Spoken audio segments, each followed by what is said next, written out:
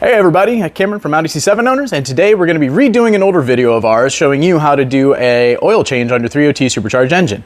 We're going to be using our fluid extractor that we've used many times and we really like, just because it keeps everything super clean. But I'm also going to get down to the bottom of figuring out if an oil extractor really does get all the oil out of the engine versus draining from the bottom drain plug. That's something that people talk about and kind of argue about on the forums a lot, so we're going to figure it out today. So if you have any questions about anything you see in the video today, please post them in the comments below and let's get into it.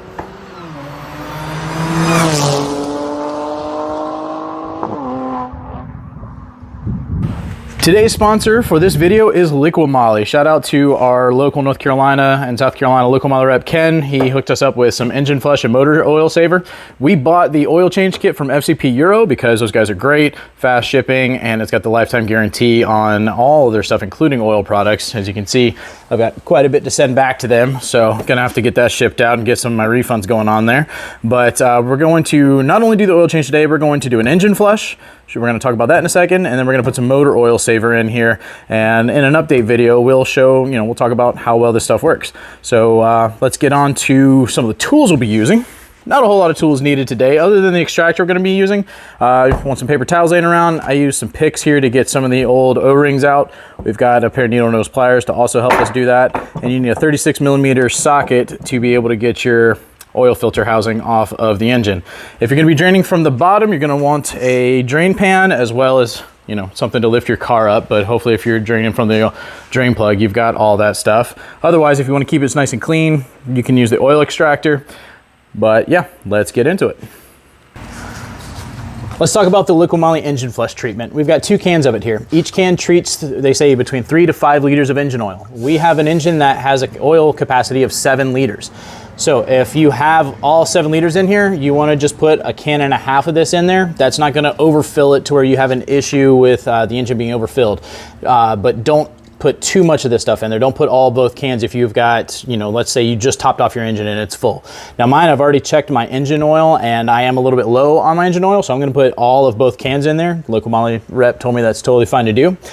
You want to make sure your engine is at operating temperature. You don't want to do this on cold engine with cold oil. So, either start your car, let it idle for a while, or go drive it around the block a little bit, come back. Once it's at operating temperature, we're just going to pop the cap off. We're going to pour this stuff in, and then we're going to let it run for 15 minutes. You don't need to hold your RPMs up or anything like that. Just let it run for 15 minutes. This stuff will thin the viscosity of the oil, and it will break up all the deposits and anything that's building up in your engine from long-term use. So let's say you got a car that was maybe neglected on their oil changes and didn't do frequent oil changes. So this is going to clean all that stuff out. It's also going to improve your compression. It's going to remove deposits around your piston rings. It's going to help all of that stuff. So we are going to go ahead and get this going. Just make sure you do this right before you do an oil change. You cannot leave this in your engine and run it long term because it does thin that viscosity out. It's not good to run your engine with this in there. This is just for cleaning it. So put this in there and then drain it completely. And once you're done draining it completely, do your fresh oil change, which I'm going to show you how to do here momentarily, and you should be good to go. For anyone curious, this stuff is safe for your catalytic converters if you still do have your catalytic converters intact, just in case.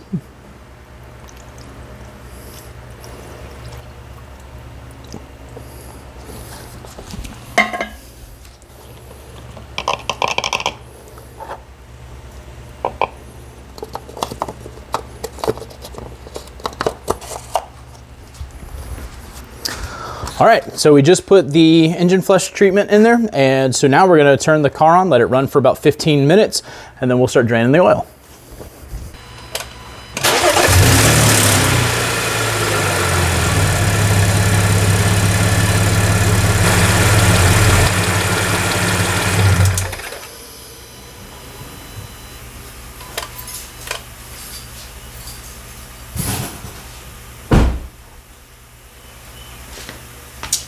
Okay, so that was about 15 minutes. We just let the engine oil flush do its thing. And just to reiterate on what it does, the main 3 things that it does, and like I said, it breaks up these deposits and these things that might accumulate over time. The other things it's going to do is it's going to help make sure it maintains proper oil pressure in the engine. It's going to reduce exhaust emissions as well. and it's going to just make sure that the new oil you put in is going to be able to get the full performance and operate exactly how it should once you've completed the oil change. So the next thing we're going to do is get the engine ready to actually drain the oil. So the first thing we're going to do right here, you can see I've got an actual dipstick that I picked up from FCP Euro. If you don't have one of these, I highly suggest you get one. Otherwise, you'll just have a little plug there. You need to pull this out. Go ahead and get this out of the way here, because this is what we're going to use for our fluid extractor. If you're not using a fluid extractor, you don't have to do this. Next thing I want to do, we're going to pop off this engine cover here, and your oil filter housing is back here. We're not going to remove it completely right now, okay? What we're going to do is we're going to just start to drain a little bit of the fluid out with the oil extractor, and then once it starts to drain that, we're going to use our 36mm socket to loosen this, just to allow pressure, to equalize the pressure so that the fluid can flow to the bottom, because right now it's got a vacuum on it if there's only one opening, so the oil won't drain completely to the bottom of the engine. So we want to make sure we do that. You can also do that by opening up your oil cap here as well. It's going to do the same thing, but we're going to have to take off the oil filter housing eventually anyways, but you can even do both of them, just make it work even better. So we got the oil cap off, we're going to go ahead and start to drain the oil.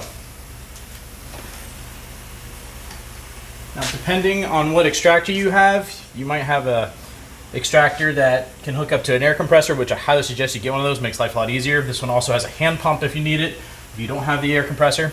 When you do this, when you put this in, you want to go and just light pressure until it stops. It's going to bottom out there, okay? Don't force it in there. Don't keep pushing when you find that resistance. People do this, and what happens is this line goes down, it hits the bottom of the pan, and when they force it, it picks up, and then they start pushing up, and it's bent, and it's going to get caught in your oil pump and all sorts of stuff under there, and it's going to get stuck, and you won't be able to get it out. You're going to have to drop your oil pan to get it unstuck. So once you hit bottom, just stop right there, and then extract the oil.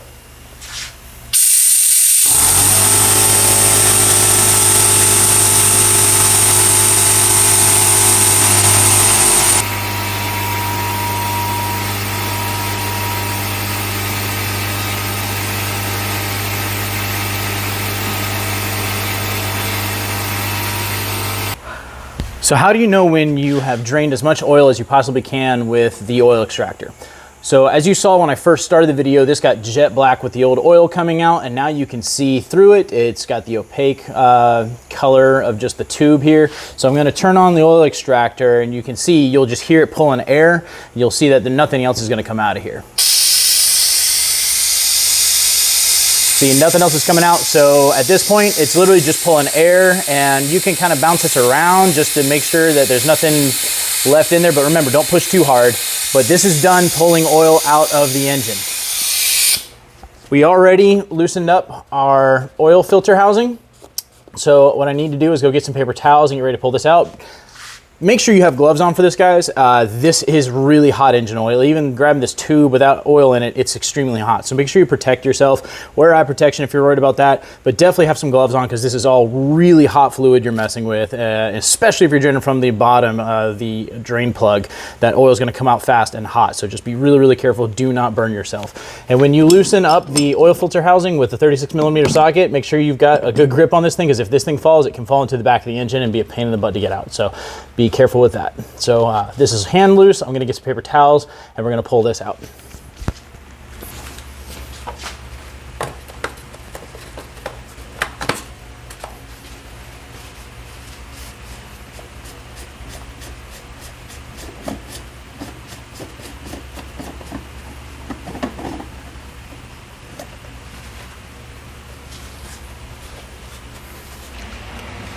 The next step is just to go ahead and swap out the old oil filter for the new one. We've already opened up our man oil filter kit that comes with the FCP Euro kit. Got the new oil filter. We have our two O-rings. This O-ring is the one we're going to use right now. This one we're going to be putting into the actual oil filter housing, and I'll show you that in a little bit.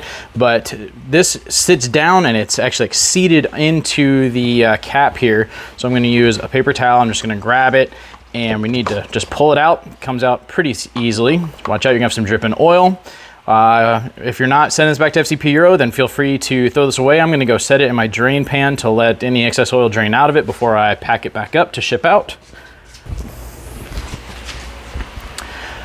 Take a look in here, make sure there's nothing that looks like there's any kind of deposits built. It actually all looks really good. But what we need to do is remove the old gasket in there, which you should be able to see the little tab. If I can get this turned the right way for you guys.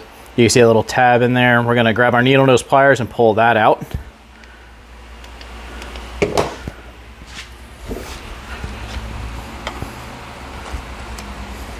See? You're gonna take the next one, and you do want to rub a little bit of oil on this to lubricate the O-ring before setting it in there. Keep in mind this could potentially still be very warm, but you know, it is what it is. And it just needs to be a light coating around this O-ring. And I know that we did the oil treatment, but that's not really gonna affect anything here if there's residual stuff from that in here. We're just gonna set that in, and we're gonna push it into place all the way around. After that, we'll take our new filter, and when you push this on, you have to actually give a little bit of force to pop it all the way in. Now this is ready to be reinserted, but before we put this on, we have to change this little plug, and once again, or this O-ring, and same thing, we want to get this lubricated with a little bit of oil. And we'll show you where that goes next.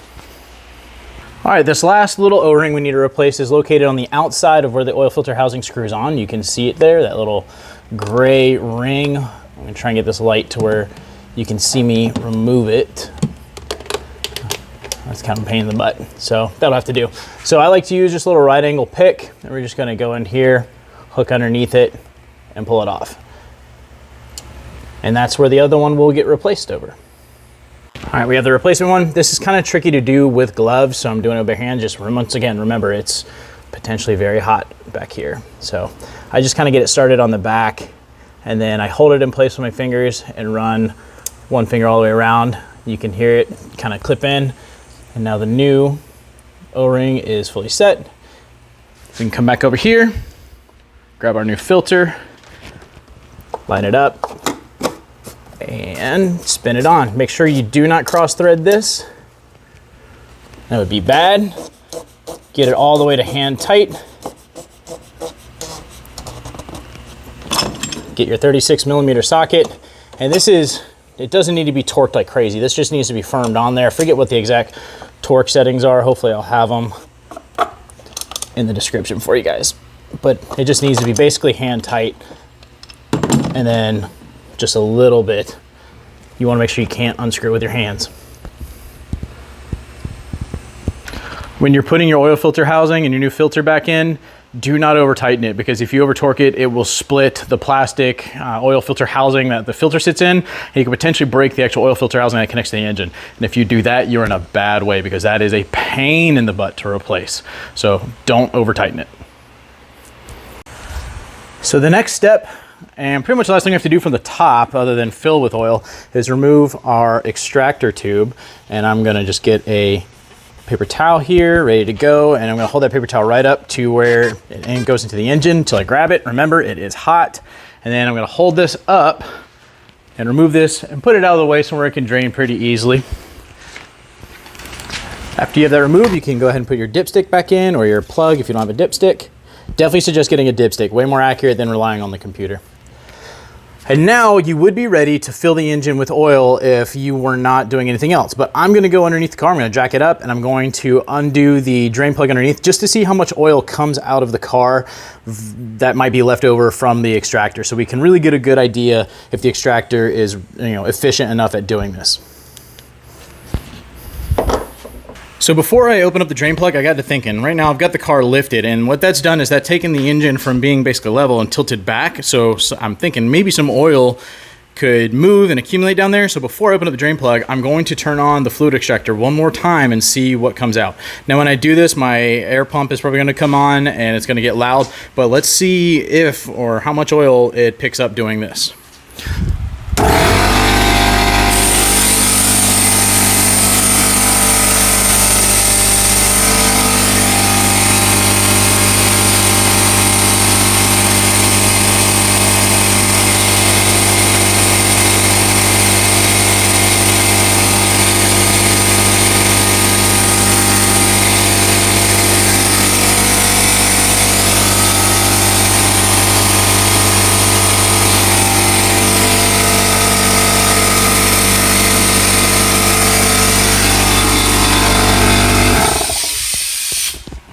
All right, so it definitely got a little bit more oil out. It wasn't a ton. I mean, it wasn't a lot at all, really, but it was definitely enough for the oil extractor to pick up some more. So that's something interesting to note. We'll go ahead and open up the drain plug underneath and see if any more comes out. Okay, so we're underneath the car. We've already got the oil or the underbody shielding off and everything, so just straight access. That is, you can see it right here, that is your drain plug. I've been using the FCP Euro replacement plugs for a while, which are 6mm hex heads. I can't remember if the OEM one is also 6mm, but either way, whatever you get, you want to make sure you get something that fits really good, that won't strip, because if you strip this, you are SOL trying to get this out. So make sure you have your drain pan ready. Keep in mind this is going to be really hot oil if oil is coming out. If this is what you're doing, have your replacement plug ready with a new crush washer, which is all provided in the FCP Euro kit. Go slow.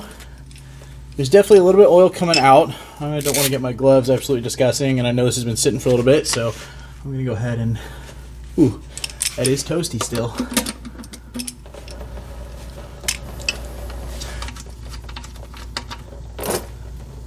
All right, so we can see that there is still a significant amount of oil coming out of the engine after using the extractor to get everything.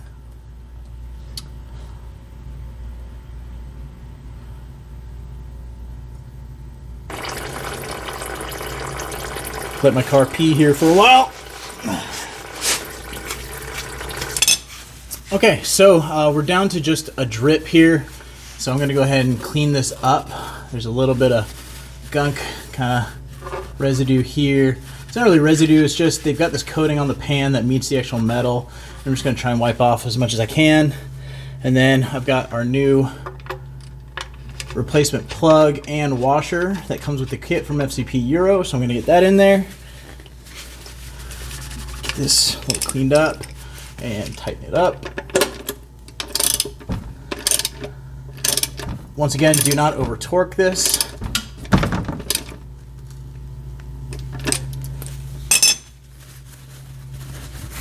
Just needs to be good and snug. It's probably a little helpful to have some brake clean to really clean this stuff up, but I'm just gonna wipe it down really good with paper towel because I'm fresh out of brake clean, unfortunately. We'll give it one more little snug. Yep, that's good. And then if you're doing it this way, you can put your underbody panel back on and go back to the top and fill up the engine. Okay guys, let's take a look at how much oil actually came out from the drain plug, and this will give you guys a better idea. It's actually more than I anticipated. That's a significant amount of oil there that the extractor did not get. I mean, that's probably 3/4 of a liter. So take that as you will. If you're on top of your oil changes, you do them really often, and you know your oil looks good when you change it, you could probably get away just fine with just doing the extractor and then letting your new oil blend with your old oil. But on occasion, definitely open up that drain plug and get the rest of it out. And if you're doing any kind of an oil treatment where you're putting anything like this engine flush in there, you definitely want to open up the drain plug and get all of that stuff out. All right, so we've got the car ready to fill it back up with engine oil, but before we do, let's talk about the motor oil saver from Liqui Moly. We're gonna be putting this in along with our new oil. The motor oil saver, each can treats 5 liters, so we're gonna be putting in just under 1.5 cans of this, and this does a few things. The big thing that this does is it rejuvenates any of your rubber and plastic seals, so your shaft seal, your valve stem seals, things like that. It's gonna reduce oil consumption at your rings, your piston rings, and valve guides, things like that. So you should see better oil performance. It's going to lengthen the life of the oil that you have in there by not allowing it to lose its viscosity. So it does a bunch of different things. So we're going to put that in along with the new oil from Liqui Moly. We're using 5W40. I can't ever pronounce this word. I think it's LifeLock. That one, as you can see there, the weird German L word. I'm sure you're supposed to say it with a much angrier tone, but we're going to put all that in here. Your engine On the 3.0T supercharged engine for both your CREC and C-Tub engines, so pre-facelift and post-facelift C7s, is 6.8 liters or 7.2 quarts. So don't overfill it. If you overfill it and you have catalytic converters, you're going to be burning oil until it gets down to proper level, and that can cause your catalytic converters to clog up. If you don't have cats, it'll blow it out the exhaust, but still, don't overfill it. You can put 6.8 liters in as well as the motor oil saver. That won't fill it up too much to where you'll have an issue. So we're going to go ahead and get this filled up and get the car turned on. Then we'll see if there's maybe a sound difference in the engine. You guys heard it beforehand, and we'll do a before and after sound test to see if there's any noticeable difference, because that's something that the motor oil saver says it'll do, as well as have the engine run a little bit quieter. I don't know if it will or not, but we'll check. I'm going to put the motor oil saver in first. That way when I put the engine oil in, it mixes with it really well.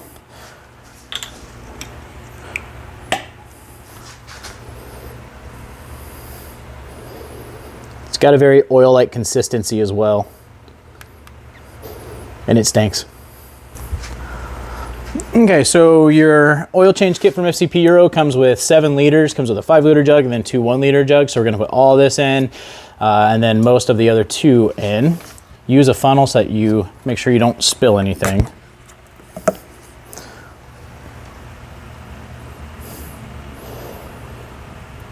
I'm going to go ahead and just fast forward to this so you don't have to watch me pour oil for the next 5 minutes.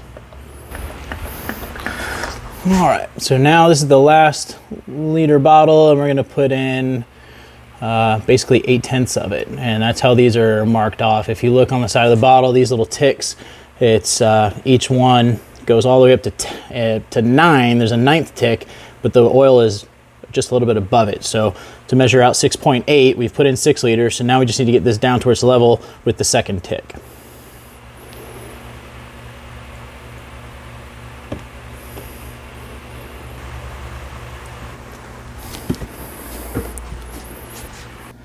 Okay, so we got all of our new oil in there. I'm going to wipe down our engine oil cap, just something I like to do.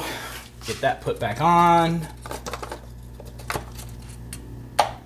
Now it's time to start up the engine, let it run for a little while. We want to make sure that we look for leaks. We'll look for the oil filter housing back here to make sure that's torqued down properly. We look underneath the car to make sure that the drain plug is torqued down properly.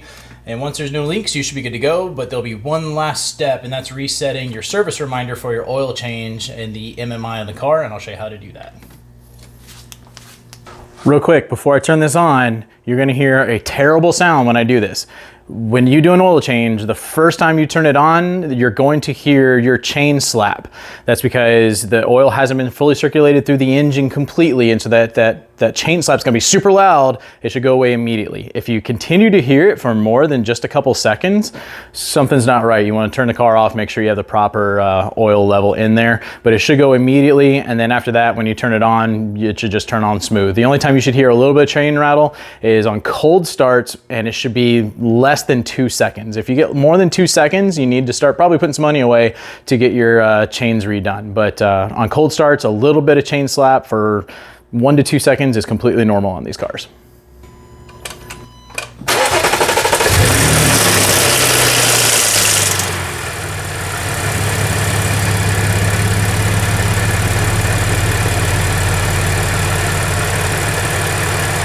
The last thing we need to do is reset our service interval reminder so that we know when it's time to change our oil again. We want to go down and hit the car button. That car button brings up this menu here. So if you're on nav and you press car, it'll bring up this menu, which is where you have your drive select options. You're going to press this bottom left button to your knob to select car systems. Now it's going to bring up these options. We're going to scroll over to servicing and checks, and you're going to press in on your knob. And then you can go into oil level. And right now it shows oil level okay because we just did a change. It might not show this. Sometimes it makes you drive the car for a little bit depending on how warm your car is. But let's back out of this. We're gonna go down to service intervals. And it's gonna have your oil change due and your next service and all that stuff done. But we're gonna go down and we're gonna reset oil change. So once we scroll down, we're gonna press in on the knob again. Ask us if we're sure, we're gonna hit yes. And it says that it's been reset. So when we back out, it says next oil change in 5,000 miles, next service in 7,500 miles. But the next oil change there, OEM, it's gonna say 10,000 miles. I have changed that, and if you want to know how to do that, you can look up our OBD11 playlist, and I show you how to change that service interval, because I don't want to wait 10,000 miles to change my oil. So I set it to 5,000 mile interval reminders. But now we are done with the oil change. Okay, so now we're done with doing the oil change and the Liqui Moly service on this engine. The only other thing that I have from Liqui Moly to test out later on, if we go over here in this fancy box, is some of their Visco Plus for oil, and I think I'm gonna add that a little bit later on. This is supposed to reduce oil consumption, also improve compression, but as well as maintain the viscosity of the oil. So we're gonna do a different video on that later on, but I guess the engine does sound a little bit quieter after doing this service. After adding that motor oil saver from Liqui Moly, we'll have the side-by-side comparison video, or not side-by-side, but we'll do a before and after sound comparison. You guys can let me know what you think. I know a lot of people have really enjoyed using Liqui Moly products. I've used BG products in the past and they were okay, but people rave about the Liqui Moly products, so I'm really happy to be trying those out. So thank you once again to Ken from Liqui Moly, North Carolina, South Carolina, for sending those over for the video. If you guys have any questions at all, as always, leave them in the comments below. Let me know what you think, and I'll see you guys on the next video.